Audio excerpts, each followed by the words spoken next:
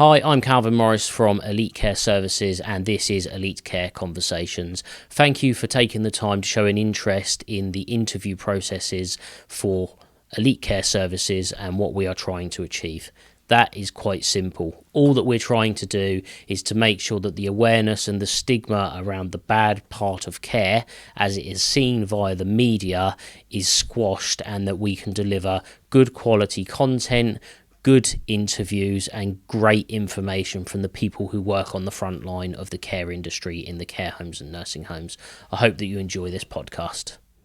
So welcome back to the Elite Care podcast. I've got my good friend and ex-head chef of a care home here as a guest today. His name's James, and we're just going to dive right in. So first of all, how are you doing, James? You all right? Yeah, all good. Thank you for having me on the show. Excited to be here, and excited to talk about the topic, actually. Yeah, great. Well, thanks for agreeing to come on. We've known each other for a good few years in a completely different world. And until I posted looking for some new podcast guests recently, you told me about being the head chef, and we had a good chat. I think it's the importance of what I'm trying to do here with the podcast is understand different roles throughout care and understand how that's affected people and how that in turn affects the residents or service users in the care home. So I'll just let you dive in and just let everybody know about your experience. Yeah. I mean, it was sorry. Yeah, edit that bit out. So really, it was the beginning of my career in many ways, because it was before I even started as a chef, and obviously when you're young, you're looking for a job, something that's consistent as well. And I actually got started just as a tea cook in the care home. Never been in the care home environment previously. I'd never actually been in the care home previous to that. And I suppose I just, as you do, started off part time there and built my way up as a chef, and it was actually really, it was much more enjoyable than I thought it was going to be, if I'm quite honest. It was something that you get a lot out of. The more that you give, the more you actually get out of it. I loved my time there. Okay. So what job did you do before you joined the care home? So previous to the care home, I was literally just a waiter. I was at the point doing catering, chefing college. Okay. So I was up in Highbury, sort of learning, at the start. So yeah, it's just beginning to get into that, learning about food and... Okay. So I wasn't a fully qualified chef at the point. But. So when you got the job at the care home, I think you said you started off in the kitchen, almost, climbing the beginning of the ladder, right? Yes, you did. Yeah. How many residents were at the care home? So the resident housed anywhere between 25 and 35, so it wasn't an enormous. So it's a medium-sized care home, yeah. Yeah. And it was Gosport-run care home. Okay. It was quite local, and it was, again, like I said, I didn't really know much, but I just started at the bottom. I started making sandwiches for the residents or of an evening time, and getting to know the patterns of what time food goes out, and just getting to learn. Something that's interesting to me is that, like you said, I wasn't doing much. Obviously, like what you're doing is like feeding essentially vulnerable people. So although making sandwiches and making some cups of tea might seem very basic in terms of how you're describing it, that's like literally life changing to those people, because without that care, without that person, with what we do with supplying staff on an agency basis, we're there when they don't have enough staff. That's what we do, right? Yeah. And I'm sure that you probably experienced some of that during that time, not on the care side, but in the kitchen, because we supplied domestic and kitchen and laundry staff from time to time with some of the customers that we supply to. So when those staff aren't there, it's a real struggle on the staff that are, and that's unfortunately fairly commonplace in care across all of them, so all of the job roles. So, when we first started our company, I used to do some domestic shifts. I would pick up the phone and say, yeah, Calvin will come and do that. I'd put the phone down, lock the office door, and off I'd go and do the domestic shifts. And I was doing the tea trolley, similar to how I started. Yeah, and I found that really interesting. And I was, I don't know how old I was, maybe 20 or something at the time, and very eye-opening. I think the first time you step foot in a care home, it can be a bit daunting. Oh, absolutely. especially at a Yeah, young yeah. age as well. Yeah. Okay, so you started off doing what I would call the domestic duties, the tea, Teas, the sandwiches, that kind of thing. cookies, yeah. So how long were you doing those lighter food duties until you started progressing and learning a bit more about the chefing side? So I would say that was probably I was doing that for a good year, because I was quite Okay. part-time and I had to finish my course off at college. Okay, good. So, I was working whatever hours I could. And, yeah, it was about a year that I was doing that, until any progression was realistically made. And I just want to touch upon the point that you brought up about how it can seem simple just making sandwiches, but actually that's really quite... But we're talking about a 30-bed nursing home, so we're not making a sandwich. We're making like four loaves of breads of sandwiches, Oh, exactly. with different fillings and then Yeah. dietary requirements And- probably in consideration there. Oh, And, absolutely. Oh, Yeah. God, yeah, I'll get to the dietary requirements and bits. That can be a hard one. But absolutely, it's just the necessity of it, which, like you said, people don't realise, It might seem like you're just going in there part-time to make some sandwiches, but these people, like, they're not going to get a meal otherwise. You're providing these meals and you're putting that, the love into the food that otherwise, what are they going to get? They're not going to get other meals. They're going to get meals provided by you. So you've got to make sure that, they enjoy their meals. So, you put full effort into it. But that's something I sort of learned, as you progress and you spend more time in there and you get to know the people, particularly because you might be even as the kitchen, you're sort of tucked away a bit more than the carers, but you still hear the names, you still see the people, you see the families that come in and visit them, and you build this bond as well, which really sort of stays quite strong actually. And I think people across the job roles in care that work in care, that's why you hear people often describe it as, I don't see this as a job. It's looking after people. I've got young children now. I've almost done my life in reverse in a way. I've got younger children later in life, and I love looking after them.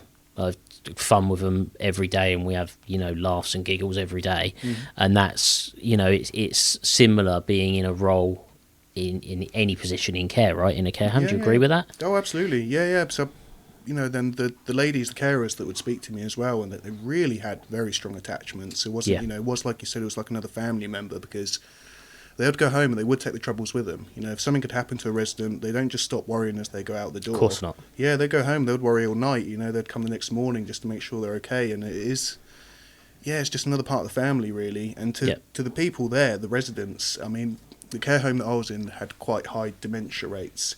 Yeah. So these people really, really did rely on these carers. These are the people they see day in, day out. They get their food, their spend drinks. more time with the staff than their own family. Absolutely. At this point, yeah. Yeah. It's a familiar face, and familiar faces are, Yeah. in care homes, they're something you want, aren't they? Yeah. It's the place you live. It's your house.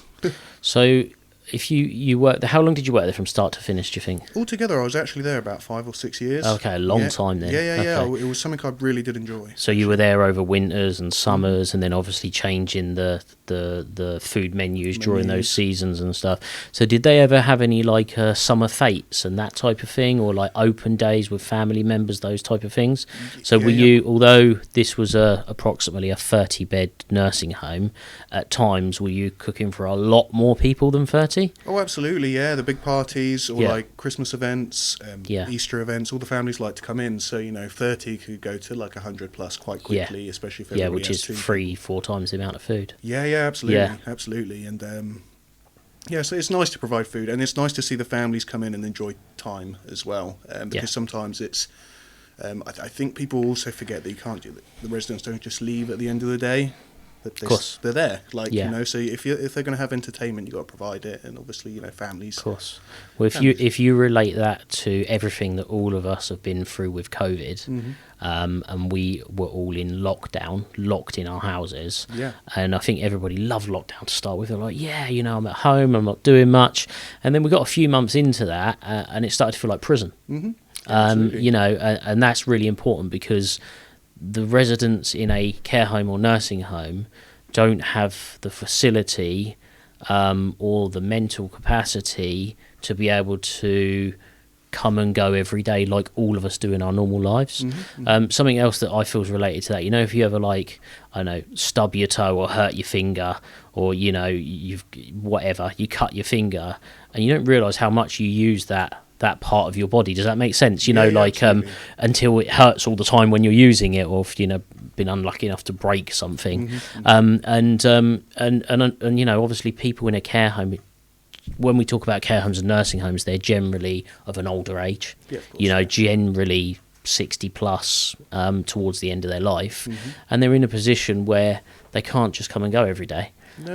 And those people, like, you know, kind of the point I'm getting at is that those people are there, and like you say, the family come and go for a day and have this great day, and you know, a lot of sort of the mental health around people who are in care homes as a resident / service user can be really affected by that. Mhm, And absolutely, and yeah. people like yourself who are like really passionate about what you're doing, you know, you didn't want to just come in and cook, you know, bacon and eggs on Tuesday and spaghetti bolognese on Wednesday. You know, you were telling me that you had quite a lot of you know, creativity as such with the food to keep Yeah. that menu changing. Can you just tell me a little bit about that? Because when we were speaking on the phone, you were saying you know, about the menus and some of the feedback that you got from family members and things. Yeah. So that was actually one of the best parts about it. I had, excuse me, once I started as a head chef, because basically where it went, I was a chef for about a couple of years, and the head chef had to leave. And obviously at that point I had to take over the menu, and like you said, you can't just keep the same menu. You know, you got to switch it over, same as you don't want the same menu every day of every week for the rest of your life. So first it was a bit daunting, not going to lie. It was, you know, I'd just been taught a little bit, but yeah, as I got to start and started actually planning the menus, it was just, you know, you start to research a bit. What did they like to eat when they were younger? You know, like everybody loves their That's food cool. from the I childhood. really like that. Yeah. Yeah, so you research a bit and you think, okay, well, you know, they're about this age, and when they're in their 20s or 15, they might remember this food. And you research it, and then you start to put it on the menu. And you can test. You can do a week where you do stuff, you know. If they don't like it, you don't have to put it on the menu. You know, and it was stuff like that. So you really start off just putting a few different tasters.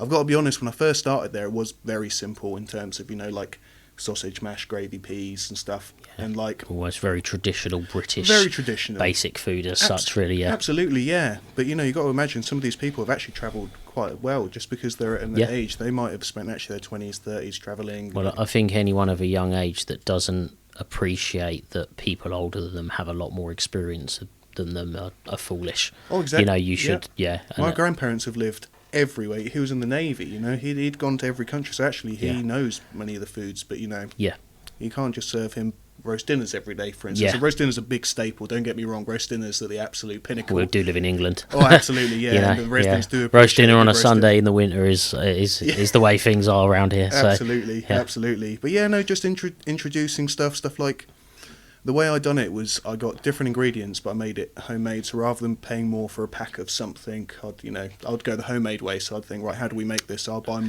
basic ingredients. And I guess in bulk, that's slightly easier on the homemade side because of things, then rather than getting, you know, sort of, you spent too much on the budget, I actually wasn't spending too much on the budget. I was just spending more of my time in the kitchen creating the foods, which, you know, leads to obviously cheaper on the budget, a better end result. You know, if you make your own Yorkshire puddings compared to buy them, of course, they appreciate it. But then you know, when it was the families that started to get little cards, and it's a shame because I spent about 3 hours before I come here looking for this little card. I've got it saved, I've got a picture of it somewhere, but I've got a little card at the end of the day just thanking me for like sort of spending the time to make their meals interesting and tasty, and that has really stayed with me. Like I've got the card somewhere at home. It really is a shame. I wanted to bring it in just to in memory of that resident. But it was when I got that I started to think, actually I'm making like a positive, because sometimes in the kitchen you can feel like you're not making an impression, you know, you're not out there with the carers, you know, sort of taking care. You're not out there with the carers taking care of them every day, and you can feel a bit backed away. But then, you know, when something like that happens, it really gives you the encouragement of like, they're noticing, obviously, you know, they've spoken, they've enjoyed it. And sometimes you had to cook for the family as well, because if they had they might have 2 or 3 family members come in, so you'd have to cook for them as well. Of course. And always make it a point to cook the same food, so it wasn't like the residents got like an easier meal as such. Everybody got a good meal, and that's how it should be.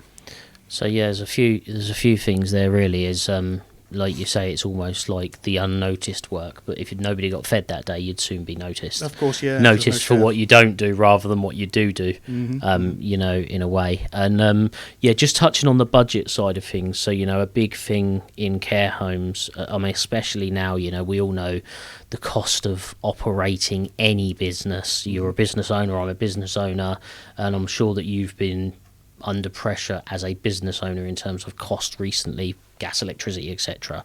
You know, you think how much gas and electricity a care home of 30 beds uses, right? An average 2 to 3 bed home. I've spoken to some people who are paying £200, £300, even £400 a month just for that now in gas and electricity, and obviously that pushes other budgets. So in terms of when you're working in a care home, you mentioned about budgets for food.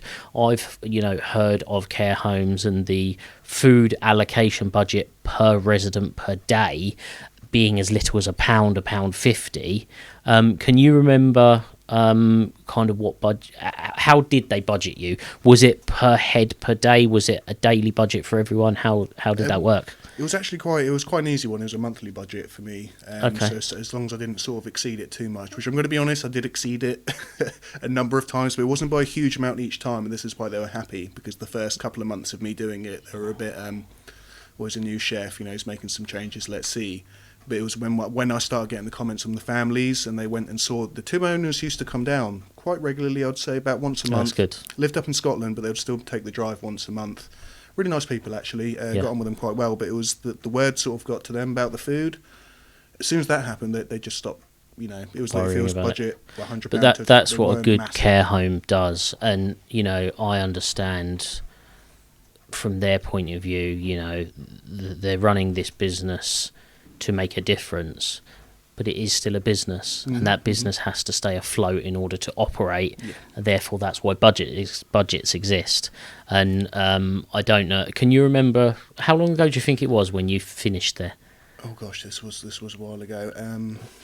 Let me think. 2000 and God, I'm terrible with dates. I mean, let's say for an example, about 10 years more? About 8 years ago. Okay, so 8 years ago. Yeah. Can you remember what your monthly budgets were then? I've got to be honest, I can't. You can't really remember? Because was it in the thousands? Or you just can't remember? I can't remember, unfortunately. No. I'm just the reason I'm asking is I just find this stuff really interesting, and it's like I'm a bit of a spreadsheet geek. Cool, and it really interests me as how much does it cost to feed 30 people a day? Yeah, of course. I mean, to be honest, it was sort of, it wasn't, they didn't want me to know so much the numbers. I would only really get told when it started to hit over budget. So it was when you have it in your mind how much, and it generally come round. So you almost convert what I would call the currency of the cost to the amount of food in the cupboard in a way. Yeah. And I guess from a chef's point of view, you know how much food you have to make this many meals, right? This is it. That's an interesting analogy or way of looking at it. Yeah. And if I was ever, a bit too over budget, I'd get told, I'd then sort of re-go over my list. Reel it in slightly, but being creative. And I think I'm certainly not the best cook in the world, probably far from it, to be honest, but I can cook a bit, and I do. But of course, when I go shopping for my family, we go to the supermarket. Actually, recently, what we've started doing is shopping online, only for about 4 weeks, because you go to the supermarket, don't ever go there hungry. Right, because you spend so much more money. And we've actually reduced we would go, I don't know, and we'd do a food shop for a couple of weeks, bearing in mind I've got me, my wife, a couple of kids. If we go to the supermarket, we'd easily spend like a couple of £100, and that might not even last us 2 weeks. And now we're doing sort of 60 to 70 a week by doing online shopping. Right, and this is a really important subject now, like we said about the cost of living and everything. But I think it's really good what you've mentioned about being able to be creative with the budgets, and then still create really good meals. And actually, let's face it, home cooked Yorkshires are much better than your I don't know, do like an Aunt Bessie's Yorkshire, but they're good, but they're always going to be better home cooked. They're always going to be better if you know what the ingredients are and what's in it and stuff as well. So. You don't have stuff, you did touch on it a bit earlier, the allergies and stuff like that. That's one way. Yeah, it's a really big thing, of course. I mean, especially if you get somebody that's gluten free, like a celiac, you come in, you've really got to be careful. So I actually found it much easier to do everything from scratch, where you knew what your you don't have to worry about what's in it, because you're the one putting the ingredients in, which makes perfect sense. Like stuff like gravies that they have every day. You put the wrong gravy out to somebody, they could have a really bad allergic reaction, or most gravies actually, which Yeah. But yeah, I mean, I've done a lot of training courses, I've got to say, actually, because as a chef, you had to do the same courses as the carers as well. I think it was everybody. Yeah, in the that's building. I think we, as an agency who supply staff, that's what we do. So whether we're supplying, we have employed chefs in the past as well. From our point of view, for an agency, there's not a big demand. It seems to be a job that, from what you're telling me, it's quite a rewarding job. So it's not such a hard job for them to fill as much as there's a lot more carers on shift rather than maybe 2 or 3 kitchen staff. Exactly that, That makes sense. So from an agency point of view, we don't supply a lot of chefs at all, but we have done in the past. You get really good chefs, and you do unfortunately get some of the people who just want to do the bangers and mash and microwave job it, and that's about it. So it's like with every job, though, isn't it? You get somebody fair comment. They're not going to put the full effort. They're going to put the effort they have to. Yes. And that was one of the things that I wanted to come away from, because the chef before me, she was great, but it was just obviously once she left, some of the ethos was just, well, we'll just get the food out there, and I hated that. I hated the let's just get some food out there. I thought, no, you got to get good food out there. What is the point? And And one of the other things as well, I don't know if you've experienced much of it, and I can't remember the word. When they can't swallow properly, so it has to be liquidized completely. Yeah, so we have something called thick and easy that we do training with. Easy. So that's the stuff if you liquidise the food, and if it's too runny, you add thick and easy, depending Yeah. on the ability of the person to swallow. Yeah. See, stuff like that. So when I first started, a lot of it was just blended, and it was blended in one. It was put on a plate. Now, whether you have dementia, whether you're older, having a brown plate of mushed up food is not appealing for anybody, And that thick and easy, I went for a couple of courses that they sent me, the care home. Yeah. So I went on one where they, displayed the product, showed us how it works. Went on another course as well, which is a dietary one as well, which also included the thick and easy, and it was very interesting. The way that they done it with it. You must have seen the moulds, the carrot moulds, the pea moulds. That I thought to be such a brilliant idea, and we started using it almost immediately because it looks appealing on the plate. It's like, okay, it has to be liquidized, but why not make it look good? Why not make it look like you have a little pile of peas that are green? I think that's the art of chefing, isn't it? Oh yeah. I think we've all, everybody's eaten in a restaurant at some point. I've eaten in a restaurant and food comes out and it looks well presented, or sometimes you get a dessert and there's a little squiggle of a bit of raspberry sauce or something, and it's just it's all part of the experience, right? A restaurant is about an experience, isn't it? And if you relate that to what you're talking about, by making those small changes, that gives the experience of eating in a care home. It becomes much nicer, much better, much more normality for the residents that are living there. Yeah, so if they're sat there on the same table and it looks similar to the other people's, it tastes similar, the only thing is that you can eat it better, and it's I think it was an important thing, and a lot of little things, sorry, shall I say, it's just little things can be missed out, which, when included, just makes somebody's life a ton. And I think that any role in a care home can be pressurised, and often is. We're called in as an agency when they don't have enough staff, and sometimes that means that our staff are arriving on shift in some occasions in a home they haven't been in before, and they're still short-staffed. So our staff walk through the door and under immediate pressure. And then what happens with that is then they're given. It's just an example, so maybe 4 or 5 residents to get up in the morning out of bed to the breakfast table so the chef can serve them their food, and they're under real time pressure. They're given say 10-15 minutes to get somebody up, out of bed, dressed, washed. I'm lucky enough to be at my age where I don't have any disability of any kind. I can get up and out of bed, showered, teeth brushed, breakfast. I'm not sure I could do that in 15 minutes. Absolutely. But yet somebody who has some kind of care requirement, regardless of what it is, you're expected to do that with them.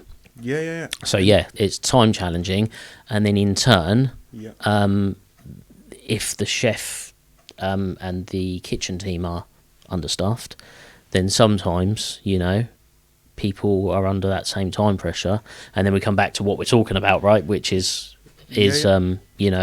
not being able to present food properly and things like that. So it's a hard one to manage. You've got to manage so many different divisions in a care home, which people don't think about. Obviously, you've got the carers that are under an enormous amount of stress, like you said, because they might have 15 minutes to get 3 to 5 residents up. one resident might be having a terrible morning, which might take up the whole 15 minutes, and then Yeah. at the same time, you got to coordinate the kitchen, the cleaners, because the cleaners don't go, care homes constantly having to be clean, so you got everybody working in this little, in this area, and I suppose that's what makes a good care home sometimes, isn't it? Sometimes, no matter what the stress is, you talk to each other, you find out a way, and the stress the ladies, gentlemen's carers go through is just enormous. I don't think a lot of people see how stressful that job can be. Rewarding as well, but I don't think, the amount of training they go through, the hours they put in, I'm sure sometimes probably feel very underappreciated because people just don't see it, do they? Of course, yeah. The residents see it, your manager sees it and stuff like that, but from the outside world, some people just don't see and how well trained they are. From picking people up to falls to, accidental this and that. But dealing with that emotionally as well is tough as well. And I think no matter how much you train somebody, I always use the example of a driving license, right? So the world to a certain degree has gone online, and what we see with what I would call not very good competitors of ours is the level of training when we have new staff, whether they're experienced in care or brand new, and they come through our door, and then those people are doing training courses online, and we quiz them. It's the equivalent of giving somebody a driving license because they watch somebody drive on a video on the internet. It's a good point. It's a very good point, which is why all of our staff are trained face to face. They're all trained with the correct equipment, the same equipment they find in a care home. And that's almost like the example of you watching a few YouTube videos and then being given a head chef's certificate and told to get on with it. You would hope that would never happen, but so is that possible in the care then, that they can go online and do, or is that just over the COVID period? Unfortunately, it's fairly common. Really? Yeah. I didn't know about that. I thought they all had to be in-house. In my opinion, it has to be. Should be, shouldn't it? It should be, in my opinion. Oh, wow. But that's what we do. But it's it's difficult. It's difficult because other companies are doing that, and bad practices come out of that. Well, of course, they've not been trained, they've not been assessed. But also, you might train people face to face. Just getting back to what you said just a minute ago, and then the thing is that until they're on site as such, or until they start doing their job, that's when the real learning begins. Of course, you don't have that pressure. You don't have the enormous amount of possibilities that could come up from anything. Nothing. You couldn't imagine what could happen, could you? Of course. One minute everyone's happy, next minute somebody might have had a fall and you call an ambulance. Or if you get people challenging behaviour, which obviously is one of the dementia, things with dementia. It's a hard one, isn't it? Yeah. And then, and stuff like families as well, because families also find it hard. So you might get a family member come in, which is finding it extremely hard to see their parents like this. And the nurses, the carers, they're the ones that are there to comfort them as well as the parents. And Our last podcast guests, Matt and Laura, they built their business out of personal experience, and I think that when people do that, it's amazing. Anyone that's watching this, you can go back and look at that previous podcast to find out. That, it was quite interesting. Yeah. So anybody can go back and look at some of that for what Matt and Laura are doing, which is great. But it's that care is personal. And in any of the roles that you take on, being in a care home is very personal to people. So.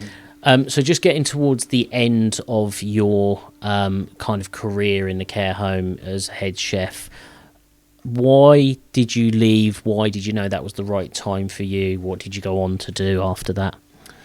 So the reason I left was, as with many sort of careers, jobs, you're looking to go to the next step as well, which for me was get a bit more experience in kitchens where they order, you order cook to order, should I say? Yeah, like restaurants. I went to quite a busy cafe actually, and to me it was mostly for an experience because you have to, I was fast paced compared to what you were doing. Absolutely, because you get a sheet from the day before of everybody's choices, so you know what you're cooking. It's very organised and.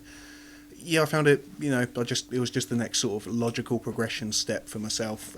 So otherwise, to be honest, I probably would have stayed there another 5 or 6 years. I love the place. And another reason I did go is because the chef under me, a lady called Mitra, a really nice lady, she had really progressed herself to the point where I knew that even if I left, the food would stay of quality, and That's cool. because I still, if I was to go past the care home now, I'd still pop in and say hi. It's a nice place. Yeah. So I think it was next logical step in the career. Although of course, I think it was a nice place to work. It was cool. No, that's great. So what are you doing now? Now, actually, I've had a few change of careers. I think with everybody with COVID, I've had a lot of changes, swings and roundabouts. Now I'm actually a social media marketing sort of guy for SeekerHost, web hosting company. Okay.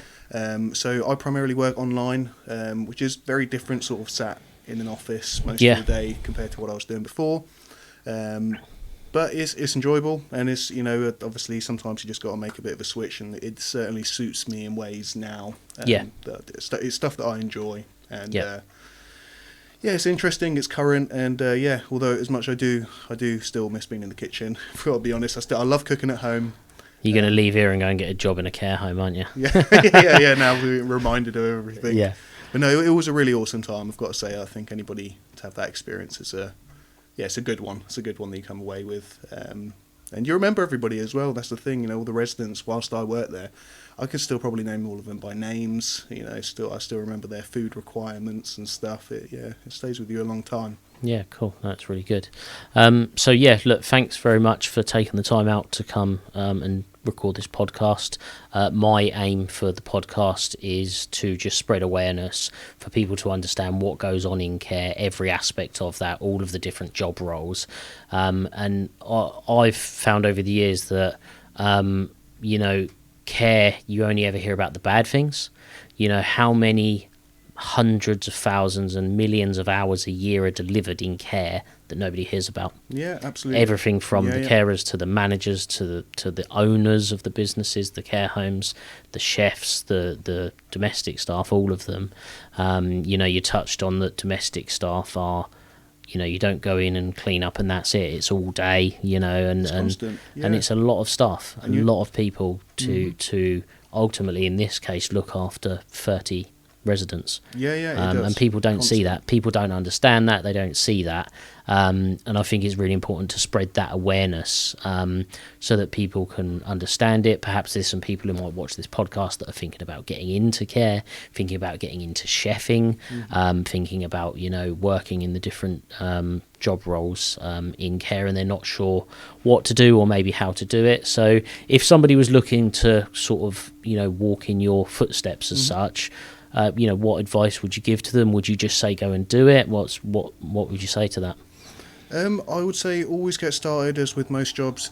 Start at the bottom, work your way up, and see how you like it, because it's not for everybody. Obviously, it's never going to be for everybody. But on the most part, if you do like something that's rewarding, something that really gives back as well, and you become a bit of a family with these people as well, then I think it's definitely for you if that's your. And chefing as well. It's a great place to start as a chef, because not a lot of places want to take a chef that doesn't have experience. Whereas with a care home, you can start just doing small meals, doing sandwiches, working your way up, and then you've got that starting stone in your chefing career to then move on. Or even just carry on as in the same industry, work care homes. Yeah, similar to what you did, Yeah, absolutely. I just want to show one more thing before we do. Yeah, I was just about to say you brought something with you. I did, yeah. Over 8 years ago, this was my leaving card, which I've kept all of these years, and I just wanted to show to any of the carers that were probably still working there as well. It's appreciated. You don't go forgotten. And this is awesome. I've kept it all the way. So who made this card? So this was actually made by one of the carers.